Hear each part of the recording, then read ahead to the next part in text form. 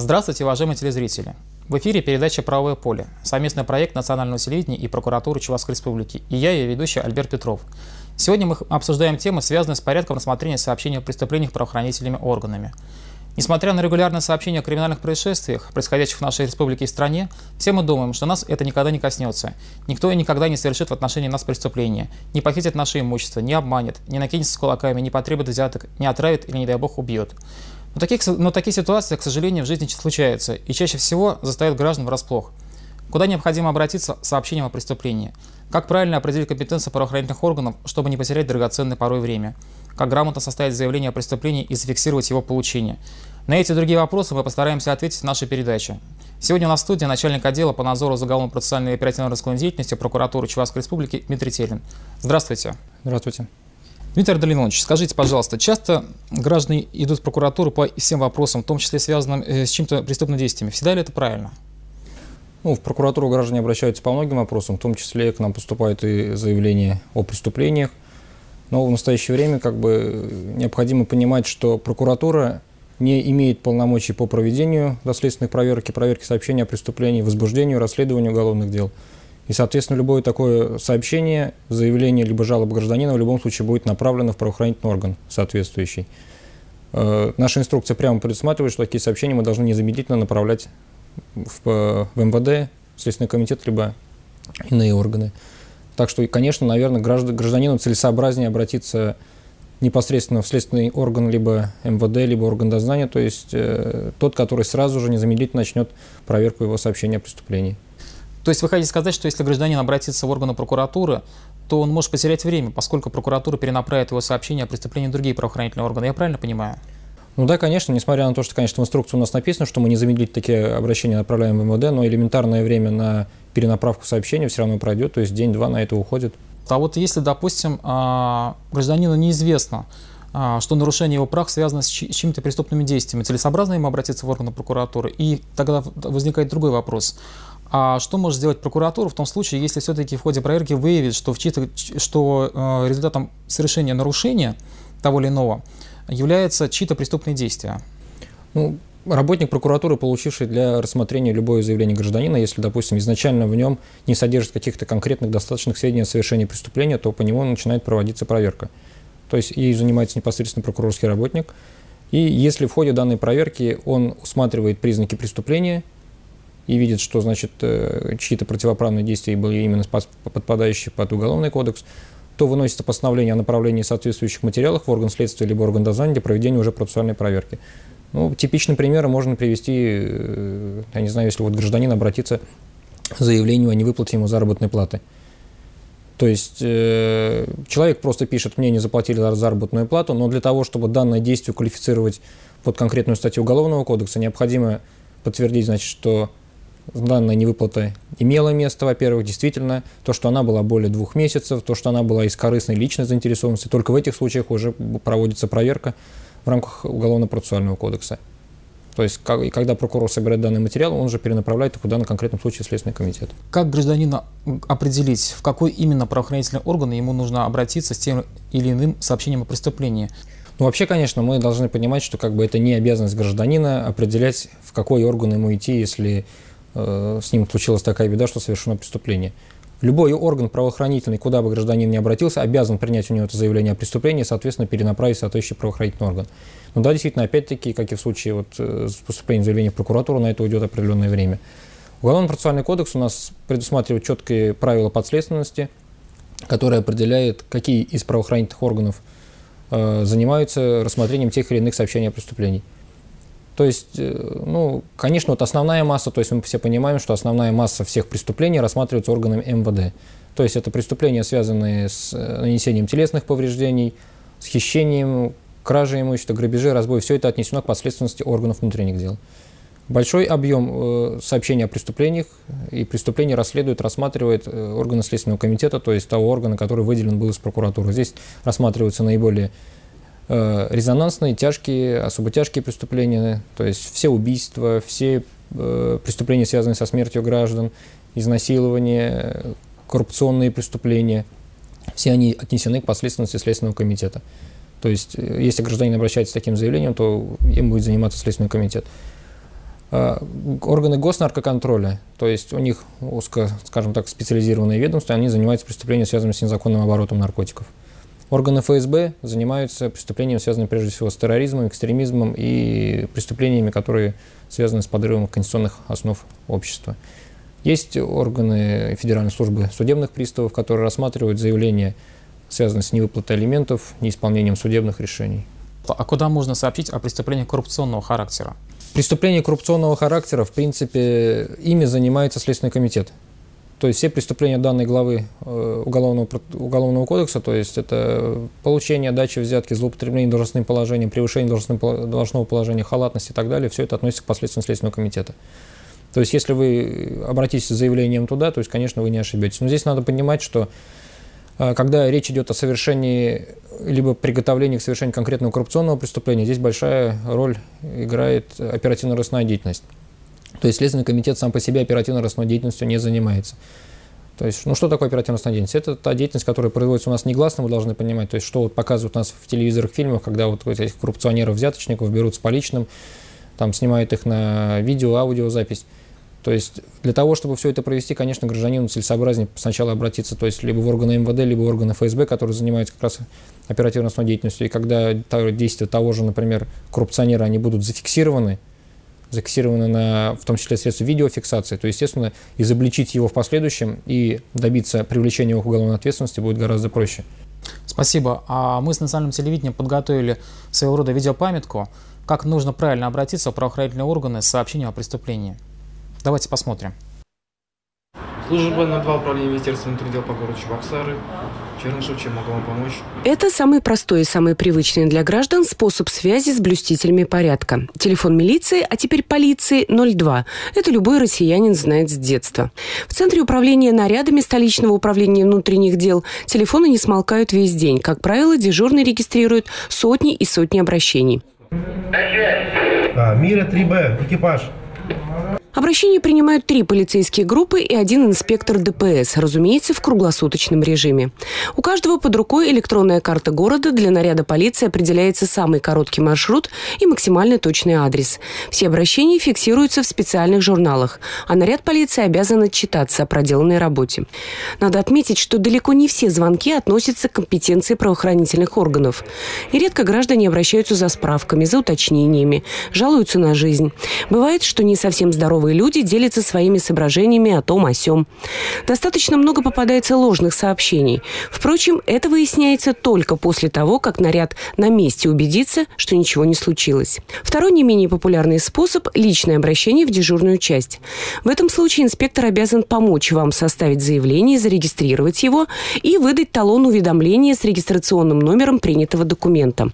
В последнее время обратиться в органы внутренних дел можно и в электронном виде, через портал государственной услуги. Словом, способов достаточно много, и граждане активно ими пользуются. За 10 месяцев этого года в различные управления и отделы внутренних дел поступило свыше 220 тысяч обращений. За соблюдением административного регламента и состоянием учетно-регистрационной дисциплины следит специальное подразделение МВД по Чувашской республике. Бывают такие моменты, когда действительно отказывают в приеме или не регистрируют. Но таких фактов у нас, по таким случаям у нас было где-то около 100 сообщений, заявлений, жалоб. Они приходят по различным каналам, и по телефонам доверия, и по почте. И в ходе рассмотрения этих жалоб у нас 31 жалоба подтвердилась. Значит, эти факты имели место быть. По всем этим фактам проводилась проверка. Меры реагирования, естественно, там в основном жесткие. До дисциплинарных взысканий и направления на аттестационную комиссию для решения вопроса о дальнейшем пребывании в органах внутренних дел. В какие сроки должно быть рассмотрено сообщение о преступлении и какое должно быть принято решение по результатам рассмотрения сообщения о преступлении? Здесь все четко, то есть Уголовно-процессуальный кодекс, он прямо предусматривает, что любое сообщение о преступлении правоохранительным органам, то есть конкретным, оно должно быть рассмотрено в срок 3 суток. Предусмотрена возможность его продления до 10 суток руководством следственного органа либо прокурором. Значит, в исключительных случаях срок проверки может продлеваться до 30 суток, когда это связано с проведением судебно-медицинского исследования, например, трупа, проведение документальной ревизии по каким-то финансовым документам, то в таких случаях, да, но более 30 суток сообщение о преступлении рассматриваться не может. По итогам рассмотрения, естественно, то есть выносятся 3 решения. Это либо решение о возбуждении уголовного дела, если имеется повод и настоящее основание, то есть достаточное основание для того, чтобы считать, что и уголовное дело здесь необходимо возбуждать. Либо это постановление об отказе возбуждения уголовного дела. И третий вариант решения, то есть когда мы видим, что данное решение не подследственно конкретному органу, либо оно по территориальности должно перенаправляться в другой орган, то тогда выносит такое решение. Тогда возникает вопрос, а гражданину как-то сообщается о принятом решении? Каким образом? Естественно, обязательно. То есть Уголовно-процессуальный кодекс прямо и четко регламентирует, что после вынесения, допустим, постановления об отказе возбуждения уголовного дела, оно должно в суточный срок направляться гражданину. Если возбуждено уголовное дело, то заявитель опять-таки об этом уведомляется. И если его перенаправляют по территориальности, допустим, в соседний субъект или в другой орган, то гражданина обязательно должны об этом уведомить. То есть человек должен знать о судьбе своего заявления. Мы сейчас говорили с вами про ведомственный контроль, да, только что показывали в сюжете. А органы прокуратуры проводят проверки по таким фактам, когда, допустим, сообщение о преступлении либо не регистрируется, либо не дается ответ гражданину на сообщение о преступлении о результатах рассмотрения этого сообщения? Вообще надзор за учетом, регистрацией, разрешением сообщения о преступлении – это один из основных направлений надзора деятельности прокурора. Имеется отдельный приказ Генерального прокурора Российской Федерации, который регламентирует только эту деятельность. И в каждой прокуратуре у нас есть специализированный работник, который фактически с утра до вечера только занимается этой отраслью надзора. Что входит в их компетенцию? То есть все постановления об отказе возбуждения уголовного дела и материалы с ними, то есть они же не просто хранятся в МВД, они все направляются прокурору. То есть прокурор их изучает, если он считает, что постановление незаконно, он его отменяет, направляет для производства дополнительной проверки, пишет свои указания. Кроме того, прокуратура проводит сверки с учреждениями, предприятиями, которые находятся на территории района, в которых может скапливаться информация о возможно совершаемых преступлениях. То есть, элементарно говоря, ежемесячно, периодически прокурор должен истребовать те же сообщения, поступившие в медучреждение. То есть, если гражданин просто обратился в медучреждение, допустим, о том, что ему кто-то нанес телесные повреждения и не пошел при этом в милицию, это не говорит о том, что это значит сообщение так и останется без проверки. Прокурор должен провести сверку, выявить, что такой человек обращался в больницу, проверить, проводилась ли по данному факту проверка органам МВД. Если не проводилась, то он инициирует эту проверку и, соответственно, принимает меры к тому, чтобы каждое такое потенциальное сообщение о преступлении было проверено. К сожалению, то есть не всегда получается, что у нас органы МВД, они, скажем так, добросовестно относятся к своим обязанностям по проверке сообщений о преступлениях, поэтому очень часто прокуроры у нас реагируют путем направления актов прокурорского реагента, то есть по тем же представлениям прокуроров в текущем только году более 400 сотрудников органов внутренних дел были привлечены к дисциплинарной ответственности. То есть это не просто лишение материала, а именно дисциплинарная ответственность. К сожалению, бывают случаи, когда мы ставим вопрос и инициируем вопрос привлечения сотрудников правоохранительных органов к уголовной ответственности по фактам укрытия от учета преступлений. К примеру, можно привести случай, который произошел в январе прошлого года в Урнарском районе. В МВД, то есть в районный отдел милиции Урнарского района поступило сообщение о преступлении.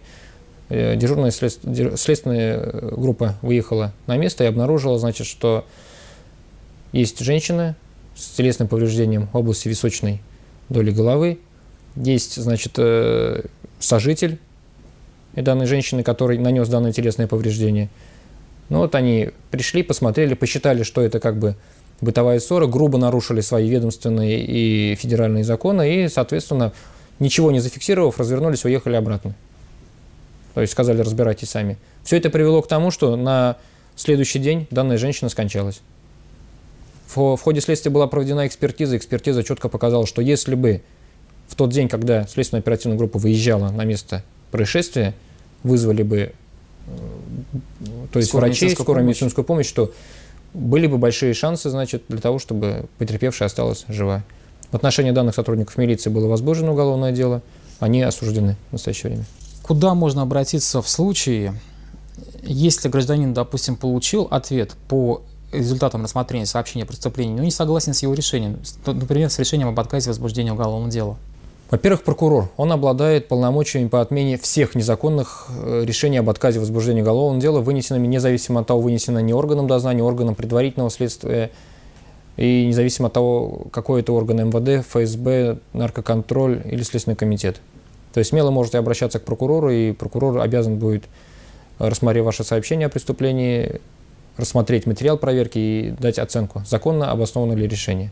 Кроме того, необходимо понимать, то есть, что у нас Уголовно-процессуальный кодекс, он форму расследования делит на две части. То есть у нас есть часть преступлений, это более тяжкие, особо тяжкие преступления, которые расследуются в форме предварительного следствия. Есть более, преступления средней и небольшой тяжести, в основной массе это, которые проводятся в виде дознания.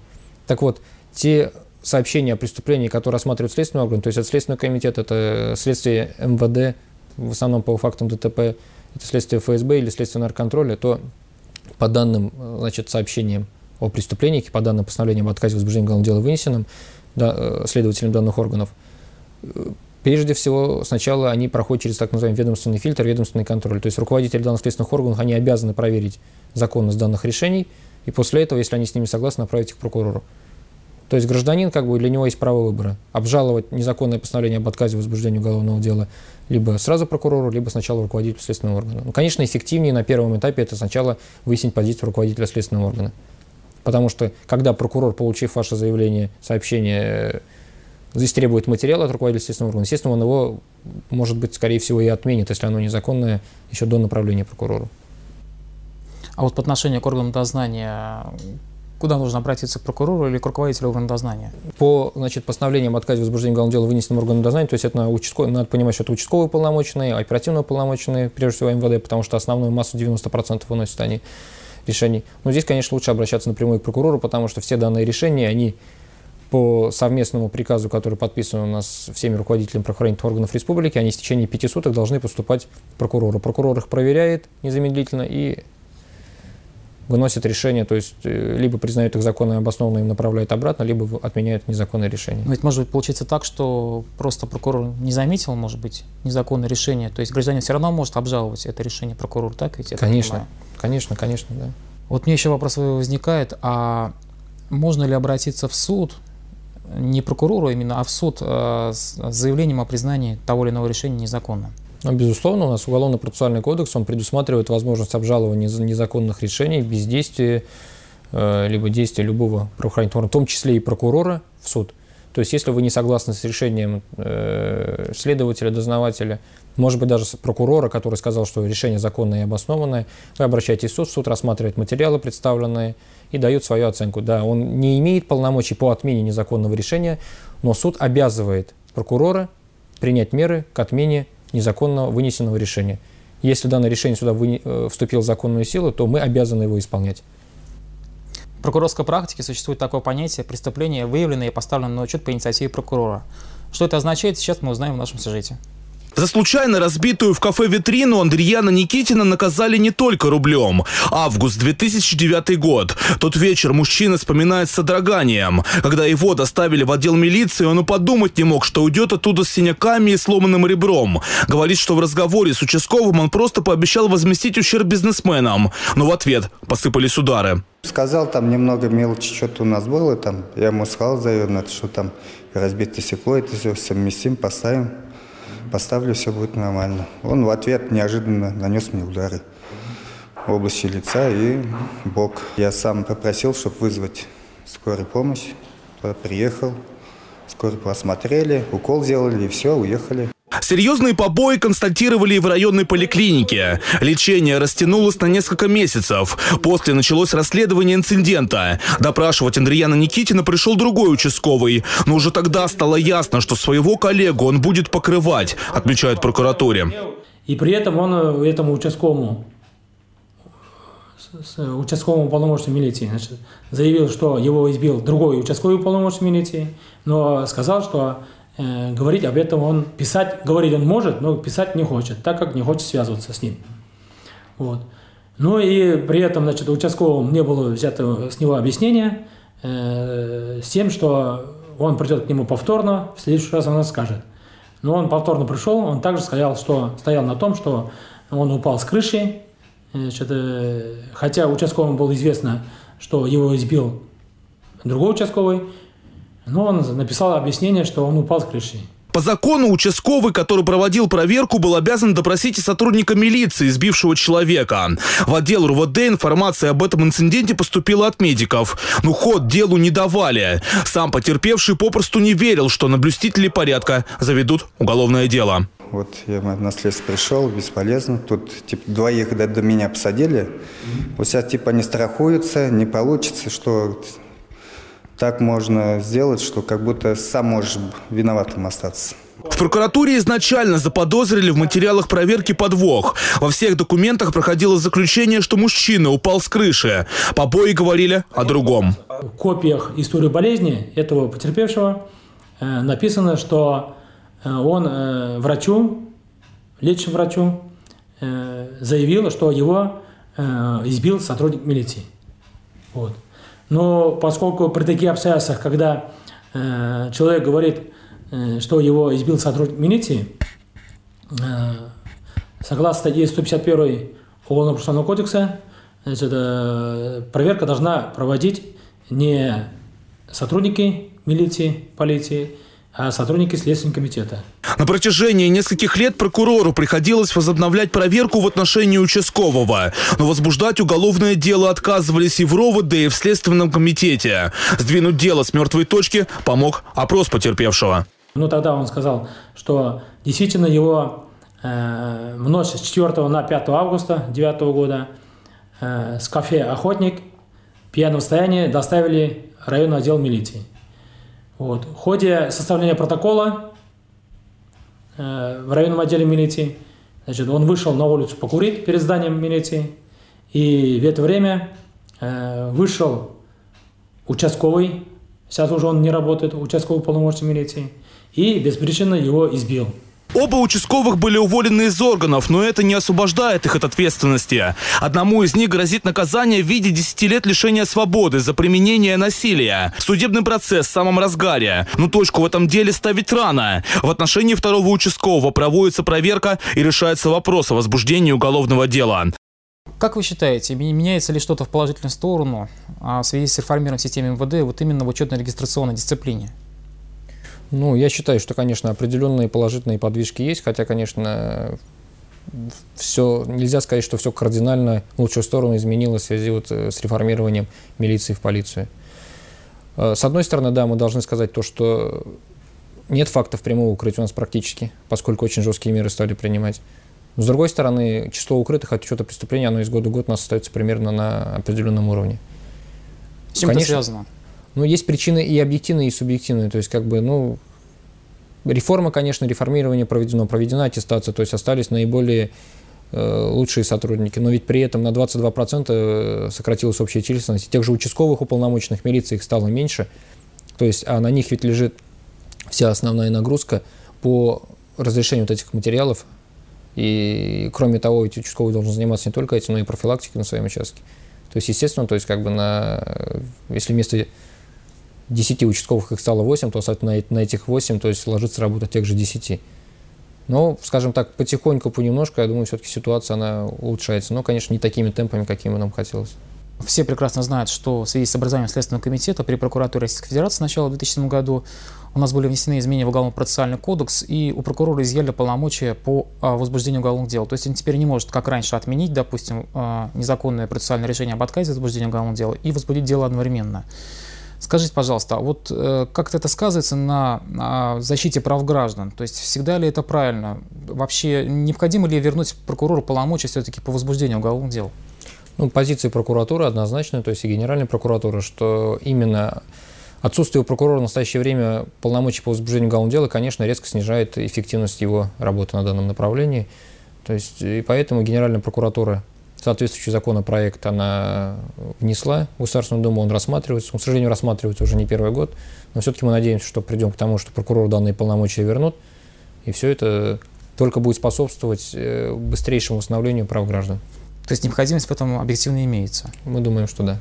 Спасибо. А я еще раз напоминаю, что с нами был начальник отдела по надзору за уголовно-процессуальной и оперативно-розыскной деятельностью прокуратуры Чувашской Республики Дмитрий Телин. Эти советы надо всегда знать и помнить. Хотя мне искренне хотелось бы пожелать всем, чтобы никому из вас никогда бы не пришлось ими воспользоваться. Но если уж придется, работники прокуратуры всегда готовы помочь. Уважаемые телезрители, если у вас возникли неразрешимые проблемы, касающиеся соблюдения ваших прав и законных интересов, вы можете обратиться к нам в редакцию программы «Правое поле». Сделать это можно, написав по адресу город Чебоксары, улица Композиторов Воробьевых, дом 10, или по электронной почте tv@ntrk21.ru. Непременно с пометкой «Правое поле». Всего доброго и до новых встреч в эфире.